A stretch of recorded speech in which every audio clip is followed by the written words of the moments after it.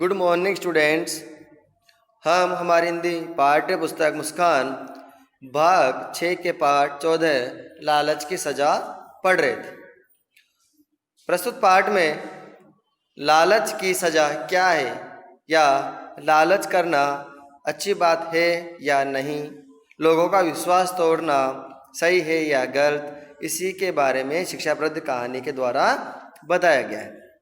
प्रस्तुत कहानी में अब तक हमने पढ़ा कि किस तरह धनीराम जो गांव का जमींदार था, वह धनिया जो कि अब विधवा हो चुकी थी और उसके एक छोटा सा बेटा भी था मिस्त्री लाल, उनकी मदद करना चाहता है। परंतु वह लालची था, तो मदद के बदले वह चाहता है कि वह भी उसका काम करे। वह मुफ्त में उसकी मदद नहीं करना चाहता था। इसलिए अपनी बात को सही साबित करने के लिए कि अगर मैं मुफ्त में मदद करूंगा तो ना तो आपका मन मानेगा और ना ही मेरा मन मानेगा, इसके लिए उसने भगवान का उदाहरण देते हुए कहा कि अगर बिना मेहनत की कमाई का भोग भगवान को लगाया जाता है तो भगवान भी बुरा मान जाते हैं, अर्थात भगवान भी उस वस्तु को स्वीकार नहीं करते हैं। इस तरह बड़ी चालाकी से उसने अपने मदद करने के तरीके को मेहनत और ईश्वर से जोड़ते हुए धनिया को एहसास करा दिया कि वास्तव में धनीराम सही कह रहा है। अगर वह मदद करता है तो धनिया को भी उसका कुछ काम करना चाहिए। अब वह धनिया के बेटे को देखकर कहता है कि ये इतना छोटा भी नहीं कि कुछ काम कर ना सके।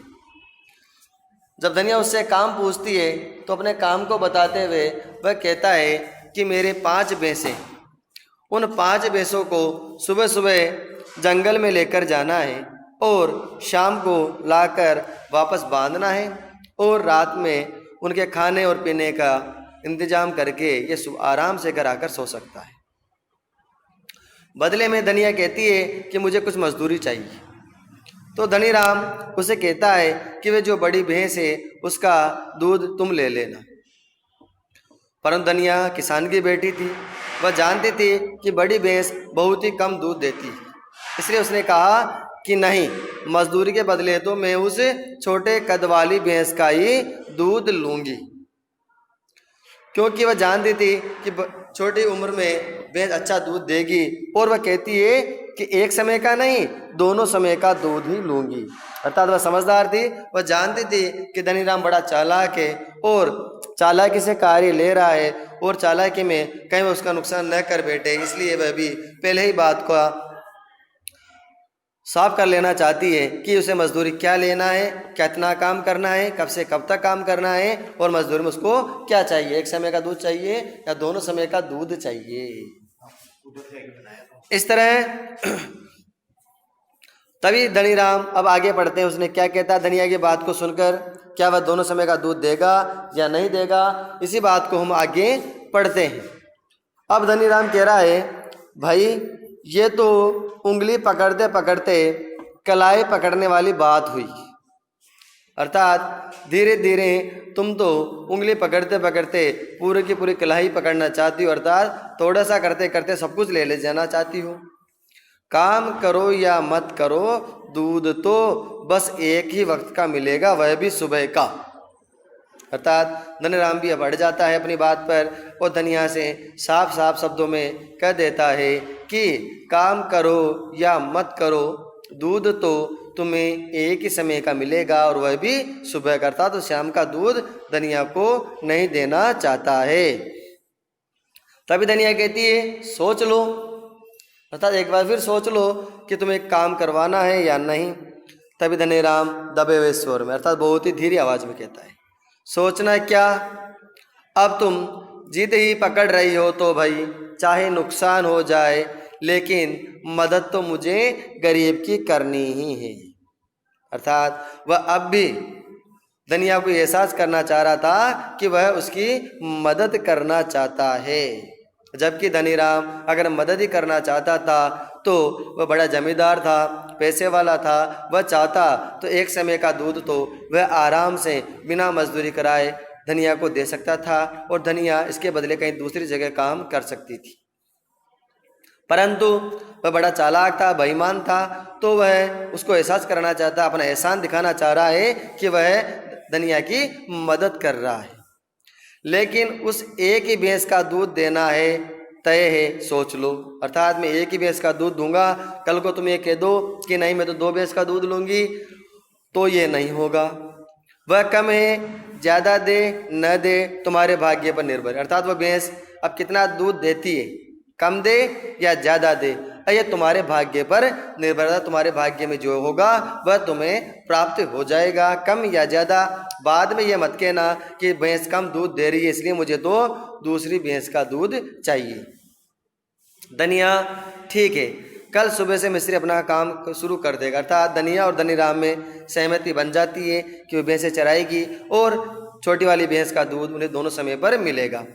दोनों की तय पाई होने के बाद, दोनों के बारे में अच्छी तरह से विचार जानने के बाद धनिया कह देती है ठीक है, तो कल सुबह से मिस्त्री अर्थात उसका बेटा अपना काम शुरू कर देगा। कौन सा काम?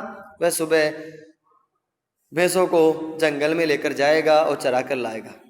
तभी मिस्त्री कहता है अम्मा सुबह से दोपहर तक तो मैं स्कूल में रहता हूँ। उसे अपनी पढ़ाई की बड़ी चिंता थी, वह पढ़ना चाहता था, वह स्कूल छोड़ना नहीं चाहता था चाहे वह गरीब हो। इसलिए अपनी माँ से कहता है कि माँ सुबह से दोपहर तक तो मैं स्कूल में रहता हूँ, तो फिर भैंसों को कैसे छोड़कर आऊँगा।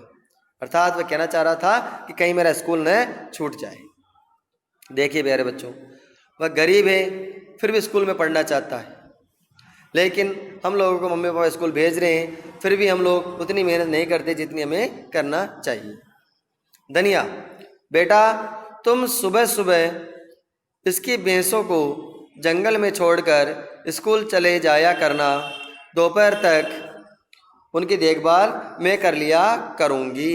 अर्थात वो एक तरीका निकालती है कि तुम सुबह सुबह भैंसों को जंगल में छोड़ आना और स्कूल चले जाना, फिर मैं जाकर दोपहर तक इनको देख लूँगी और जब तुम दोपहर बाद स्कूल से आओगे तो सीधा जंगल आ जाना और भैंसों को लेकर शाम को धनीराम के घर छोड़ आना और उनको बांध आना। मिस्त्री कहता है तब ठीक है। उसे बड़ी प्रसन्नता होती है छोटे बालक को, क्योंकि इस तरह उसका स्कूल जाना भी नहीं छूटेगा और उनकी गरीबी भी उन्हें काम भी मिल जाएगा और कम से कम दूध तो पीने को मिलेगा ही। धनीराम तो कल सुबह से तय रहा, तो यानी कल सुबह से आपका काम शुरू हो जाता है, लेकिन दूध परसों सुबह से मिलना ही शुरू होगा। क्यों? क्योंकि कल सुबह से तो भैंसें चरने जाएगी और चरने आने के बाद जो दूसरे दिन दूध देगी वह धनिया का होगा। कल सुबह का दूध तो धनीराम ही रखेगा। मैंने कहा, और हमारी प्रस्तुत कहानी में पहले ही बताया गया धनीराम बड़ा चालाक और बेईमान था, तो अपनी चालाकी दिखा रहा है भाई, और उसको अपनी बात की सफाई देते हुए कह रहा है कि भाई इन भैंसों को चराई के बाद ही तो दूध पर तुम्हारा हक बनेगा, अधिकार बनेगा। जब तक तुम भैंसों को चराओगे नहीं, अर्थात तुमने आज भैंसें चराई नहीं है, तो कल तुम्हें दूध भी नहीं मिलेगा। कल शाम को भैंस चरा के ले आना और सुबह दूध ले लेना। धनीराम के इस संवाद अर्थात बातचीत के साथ ही प्रकाश के धीमा होते हुए दृश्य का लोप हो जाता है। बढ़ते प्रकाश के साथ ही मंच पर धनीराम, धनिया और मिस्री बैठे दिखाई देते हैं। अर्थात जैसे धनीराम और धनिया की बातचीत खत्म होती है, धीरे धीरे धीरे जो मंच का प्रकाश है वह अंधेरे में बदल जाता है, गायब हो जाता है, और फिर अगले अध्याय के लिए धीरे धीरे प्रकाश वापस आता है, जहाँ पर सामने धनीराम, धनिया और मिस्री बैठे हुए दिखाई दे रहे हैं। प्रस्तुत पाठ का नाटक चल रहा है, मंचन हो रहा है, और मंचन में जब एक भाग समाप्त हुआ तो उन दर्शकों को दिखाने लगे कि अब अगला भाग शुरू हो रहा है, इसलिए प्रकाश का बंद करना और जलना दिखाया गया है। तभी कहती है धनिया, ठाकुर साहब एक बात समझ में नहीं आ रही। अर्थात ऐसी कौन सी बात थी जो धनिया के समझ में नहीं आ रही? तब धनीराम पूछता है कौन सी बात? धनिया, मिस्री का बापू जब जिंदा था तो बताता था कि 5 भैंसें सुबह 10-10 किलो दूध देती थी। अर्थात एक भैंस एक समय का, यानी 2 समय हो गए सुबह और शाम, तो एक समय का 10 किलो दूध देती थी। अर्थात 5 भैंसें मिलकर 50 किलो दूध देती थी। जंगल में इन्हें चराकर लाने का जिम्मा अर्थात जिम्मेदारी, दायित्व मिस्री को मैंने इसी उम्मीद अर्थात इसी आशा में दिलाया था कि खली घास खाकर इनके दूध में बढ़ोतरी होगी। कुछ दूध हम माँ बेटे पी लेंगे और कुछ बाजार में बेचकर पैसे कमा लेंगे। अर्थात धनिया के बापू ने कहा था कि एक भैंस एक समय का 10 किलो दूध देती है, तो दोनों समय का मिला के मेरे पास 20 किलो दूध आना चाहिए था। हमारे पास हमने यही उम्मीद रखी थी कि जब भैंस दिन भर जंगल में चरकर आएगी और शाम को खल एक प्रकार का भैंस और गायों का भोजन जिसको खिलाने पर दूध बढ़ जाता है, जिसे बिलोना भी कहते हैं, खली भी कहते हैं। खली किससे बनती है? मान लीजिए सरसों है या तिल है या मूंगफली है, इनका जब तेल निकल जाता है और पीछे जो अपशिष्ट पदार्थ बचते हैं उसे खली कहा जाता है। वो होती है खली, जिसे जानवरों को यानी दूध देने वाले जानवरों को खिलाई जाती है ताकि उनके दूध में बढ़ोतरी हो। तो वह कहती है खली व घास खाकर इनके दूध में बढ़ोतरी होगी। कुछ दूध तो हम पी लेते और कुछ बाजार में बेचकर कमा लेते। इसीलिए वह गरीब थी, तो उसने सोचा क्यों न घर बैठे बैठे क्या किया जाए, इसकी भैंसों को चरा लिया जाए तो दूध भी मिलेगा, साथ में जो बचेगा उसे बेच करके पैसे भी मिल जाएंगे। धनीराम तो धनिया कहती है तो हुआ ये कि दूध में बढ़ोतरी तो हुई, लेकिन केवल आपके हिस्सों की भैंसों के दूध में। मेरे हिस्से वाली भैंस शाम को तो ठीक ठाक दूध देती है, लेकिन सुबह का दूध घट रहा है। अब धनिया धनीराम की चालाकी को समझ जाती है, इसलिए वह कह रही है कि जब मिस्री के बापू जिंदा थे तो ये भैंसें अच्छा दूध देती थी, इसलिए मैंने भी इनको चराना स्वीकार कर लिया।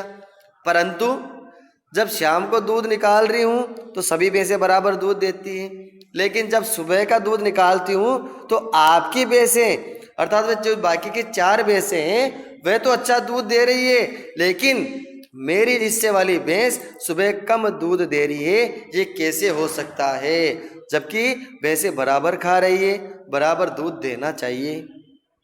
धनीराम कहता है भाई 5 भैंसों को एक ही जंगल में तेरा बेटा खुद लेकर जाता है, अर्थात मैं तो इनको चराता भी नहीं। उसके कहने का तात्पर्य क्या था कि मैं तो इनको चराता भी नहीं हूँ, और ये भी नहीं कि ये अलग अलग जंगल में जाती हूँ, अलग अलग घास खाती हूँ, इसलिए दूध में कम या ज़्यादा हो रहा है। और रात को चारा भी खुद डालकर जाता है। खुद कौन? मिस्री।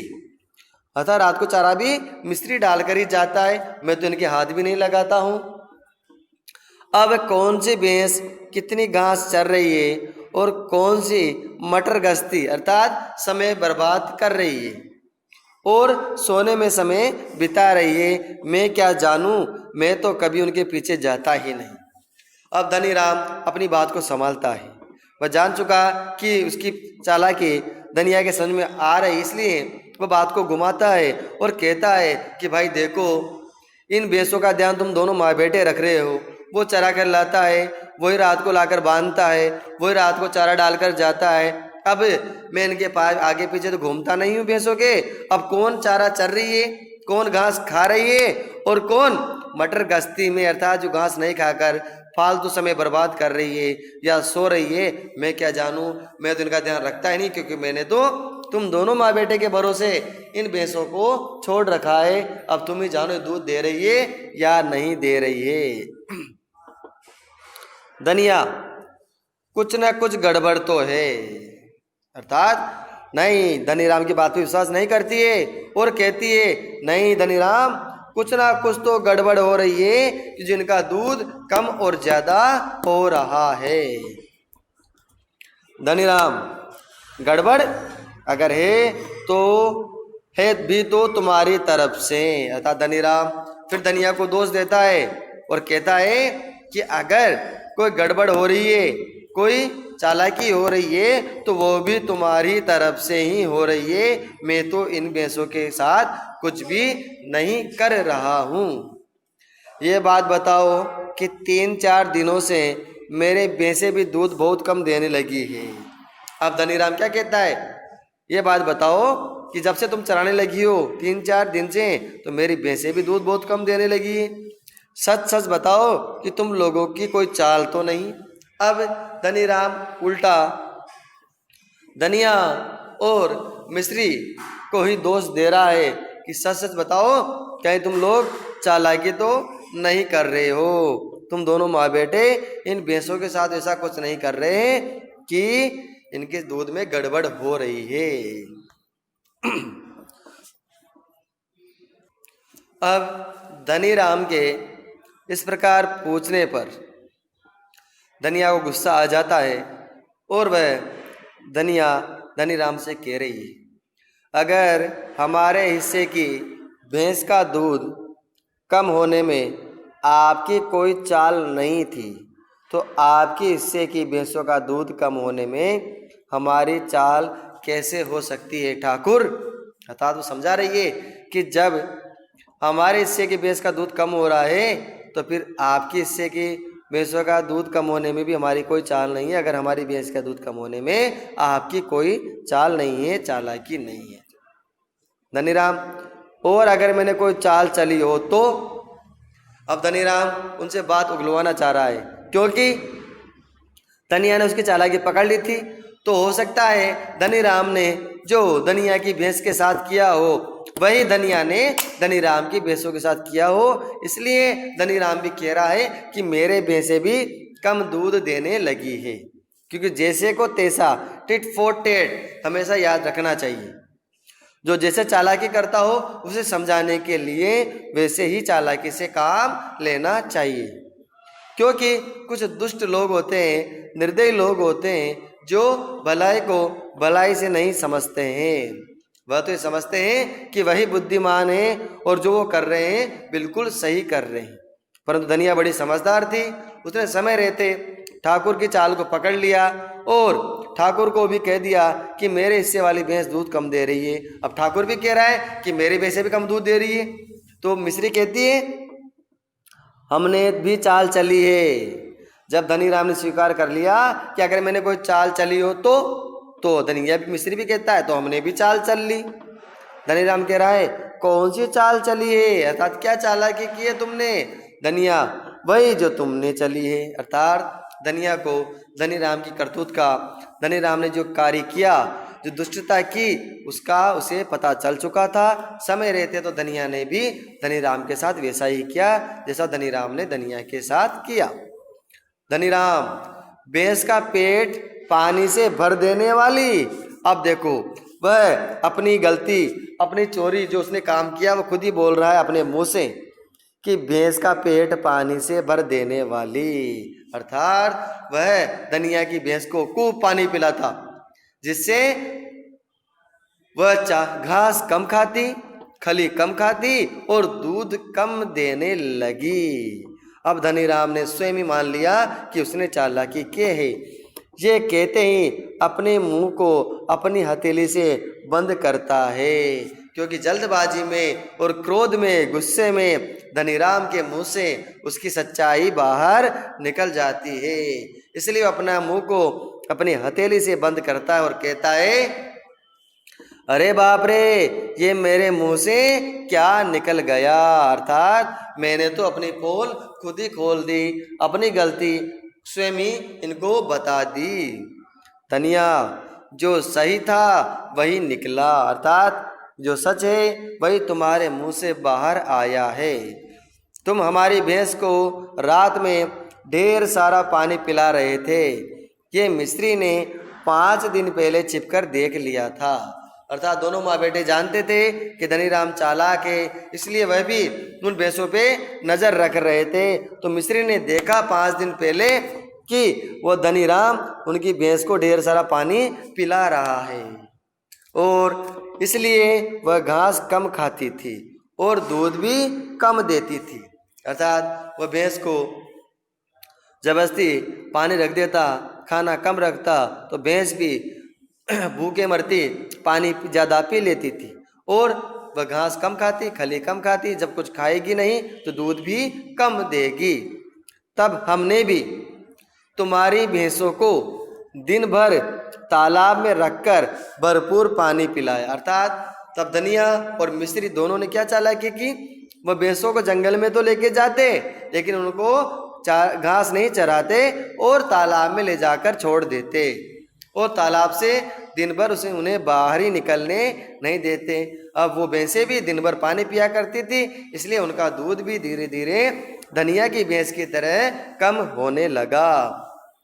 ठाकुर कह रहा है तुमने शर्त तोड़ दी, अर्थात जो हमारे बीच में समझौता हुआ था वो तुमने तोड़ दिया है, तुमने उसको हटा दिया है। आज से अपने हिस्से की भैंस को मैं अपने दरवाजे पर बांधूंगी।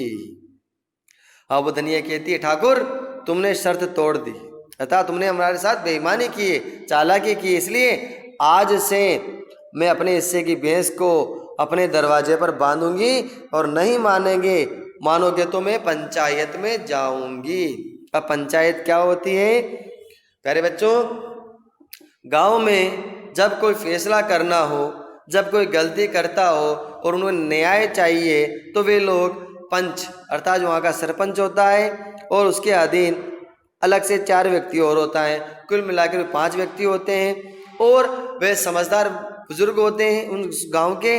वे लोग बैठते हैं और फैसला सुना देते हैं और उनका फैसला सभी गांव वालों को मानना पड़ता है, नहीं तो उसे गांव से बहिष्कार कर दिया जाता है या उसके साथ सभी रिश्ते तोड़ दिए जाते हैं। इसलिए वह ठाकुर से कह रही है अगर तुमने मेरी बात नहीं मानी, क्योंकि गलती तुम्हारी है, तुमने शर्त तोड़ी है, तुमने समझौता तोड़ा है, इसलिए मैं अपनी भैंस को अपने साथ दरवाजे पर ले जाकर बांधूंगी और नहीं मानोगे तो मैं पंचायत में जाऊंगी, अर्थात तुम्हारी शिकायत करूंगी, तुम्हारे लिए पंचों को बुलाऊंगी। अब धनीराम गलती करके फंस चुका है। क्यों? क्योंकि उसने खुद अपने मुंह से ये स्वीकार किया था कि मैंने ही तुम्हारी भैंस का पेट पानी से भर दिया था। अब अपनी गलती बोलने के बाद वह मना भी नहीं कर सकता था कि मैंने ये काम नहीं किया, क्योंकि धनिया ने कहा कि मिस्री ने तुम्हें स्वयं देखा है और तुम्हें अब सच बोलना ही पड़ेगा और समझौते के अनुसार मैं अब इस भैंस को अपने घर ले जाकर बांधूंगी, मैं तुम्हारे पर विश्वास नहीं कर सकती हूँ। अर्थात भैंस तो उसी की रहेगी, लेकिन चराकर वो घास खिलाकर जंगल में ले जाकर शाम को अपने घर लेके जाएगी, ताकि धनीराम दोबारा ऐसी गलती ना कर सके, दोबारा उन्हें बेवकूफ़ नहीं बना सके। धनीराम ठीक है बाबा, अपने हिस्से की भैंस को तुम अपने साथ ले जाओ। अर्थात वह पंचायत में जाने से बचता है, डर जाता है। उसे पता था अगर पंचायत में धनीराम को लेकर जाया जाएगा तो उसकी बदनामी होगी, उसे लोग हंसेंगे कि तुम इतने अच्छे व्यक्ति, पैसे वाले व्यक्ति होकर के तुमने एक गरीब विधवा के साथ बेईमानी की है, अपनी शर्त तोड़ी है, तो उसके हंसी मजाक उड़ाया जाता, उसका अपमान होता, उसे अपमानित किया जाता पंचायत में। इसलिए वह ठीक है बाबा उसकी शर्त मान जाता है, धनिया की शर्त को मान जाता है कि वो भैंस ले जा सकती है और कहता है अपने हिस्से की भैंस को तुम अपने साथ ले जाओ।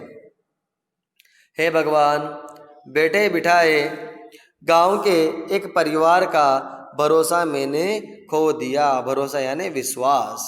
देखिए प्यारे बच्चों, विश्वास बड़ी मुश्किल से बनाया जाता है और हमारे रिश्ते भी एक विश्वास की डोर से बंधे हुए होते हैं। हमारी मित्रता भी विश्वास के डोर से बंधी हुई होती है। हमारे सामाजिक रिश्ते भी विश्वास से बंधे हुए होते हैं। अगर उन रिश्तों में, मित्रता में वह विश्वास ही टूट जाए तो हम उन लोगों पर जिसने हमारा विश्वास तोड़ा कभी भी भरोसा नहीं कर सकते। और हमारे इस बात को सुनकर, हमारे साथ इस घटना को सुनकर दूसरे व्यक्ति भी उस व्यक्ति का विश्वास करना बंद कर देते हैं। तो धनीराम को बड़ा पछतावा होता है। वह जान जाता है कि मेरी गलती से मैंने आज गांव के एक परिवार का भरोसा खो दिया और एक बार विश्वास टूट जाने के बाद पुनः विश्वास नहीं होता है। अगर मित्रता हो भी जाए, कोई कार्य साथ कर भी लिया जाए तो उसमें संदेह का बीज उत्पन्न हो जाता है। ये कहकर धनिया के हिस्से की भैंस की रस्सी खोलकर उसके हाथ में थमा देने का अभिनय करता है। अभिनय यानी नाटक करता है, क्योंकि वह नाटक चल रहा है, एक मंचन हो रहा है, तो वहाँ भैंस तो लाई ना जा नहीं सकती है। तो धनीराम भैंस को खोलने की नकल करते हुए रस्सी को उस धनिया के हाथ में देने का अभिनय करता है, नाटक करता है और कहता है, ये ले धनिया, ये भैंस आज से तेरे दरवाजे पर ही बंधेगी, इस पर मेरा कोई अधिकार नहीं होगा। धनीराम ने समय रहते अपनी गलती को सुधार लिया। वैसे तो उसने एक ही परिवार का विश्वास खोया है, परंतु अगर ये बात पंचायत में जाती तो सारे गांव का विश्वास ही धनीराम से उठ जाता, टूट जाता, उसको अपमानित होना पड़ता। इसलिए अपनी गलती मानते हुए उसने धनिया को वह भैंस दे दी और कहा कि आज से ये भैंस तेरे दरवाजे पर ही रहेगी, इस पर मेरा कोई अधिकार नहीं है। धनिया, नहीं ठाकुर, तुम्हें अपनी करनी पर पछतावा है तो इसे यहीं बंदी रहने दो, लेकिन तुमने अगर फिर से देश देश देश अर्थात अगर तुमने धनिया ठाकुर की दया करती है, ठाकुर पर दया करती है और वह जान जाती है कि ठाकुर को सच्चा पछतावा हो रहा है, सच्चा मन से वह अपना पछतावा कर रहा है, गलती मान रहा है, तो कहती है, क्योंकि वह गरीब जरूर थी परंतु धनीराम की तरह लालची नहीं थी, इसलिए कहती है, अगर तुम्हें अपनी करनी पर अर्थात जो काम उसने किया है उस पर पछतावा है, दुख है, तो इसे यहीं बंधे रहने दो, मुझे तुम्हारी भैंस नहीं चाहिए, मुझे इतनी लालच नहीं है।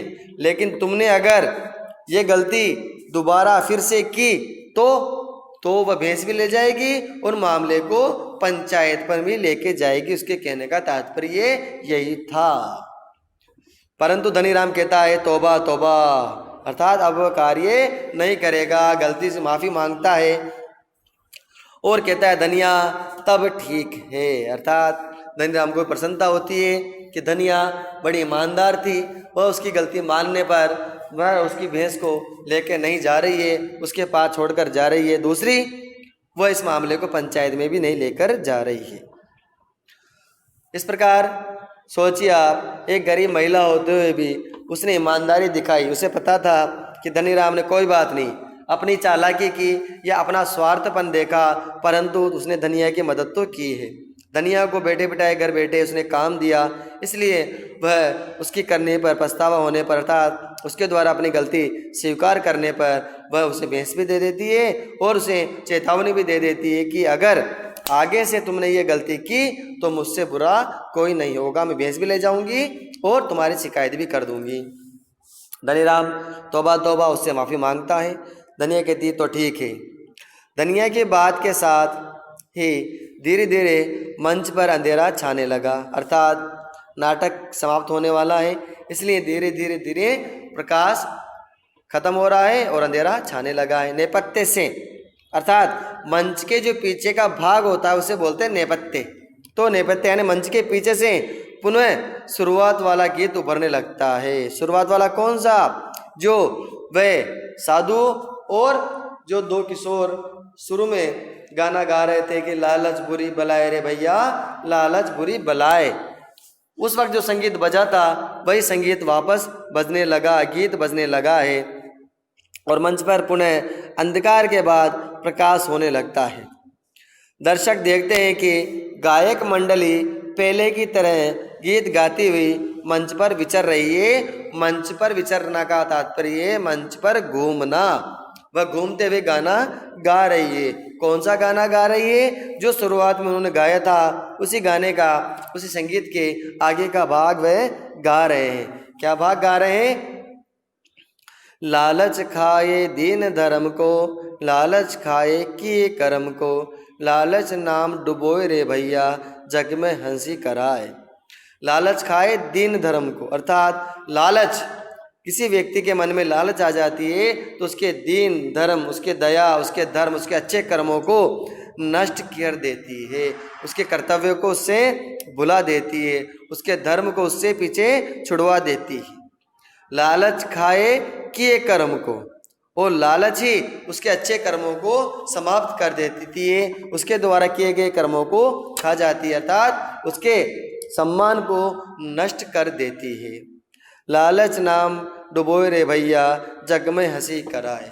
अर्थात साधु महात्मा कहते हैं अंत में कि मेरे प्यारे मित्रों, ये मेरे भाइयों, भैया यानी भाइयों, लालच व्यक्ति के नाम को डुबो देती है, नाम को खत्म कर देती है, समाप्त कर देती है। नाम को डुबोने से तात्पर्य है उसके अच्छे कर्मों को, दीन, धर्म, दया सबको समाप्त कर देती है भाई, और जग में हंसी कराए, और सारे संसार में, सारे मित्रों में उसे हंसी का पात्र बना देती है।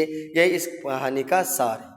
प्रस्तुत कहानी से सबसे बड़ी शिक्षा मिलती है कि हमें कभी भी अपने लालचवश कभी किसी को धोखा नहीं देना चाहिए, अपने लालच के कारण कभी किसी का विश्वास नहीं तोड़ना चाहिए, और अपने कभी भी अपने मन में लालच, क्रोध, लोभ, बेईमानी जैसे दोषों को नहीं आने देना चाहिए। धन्यवाद।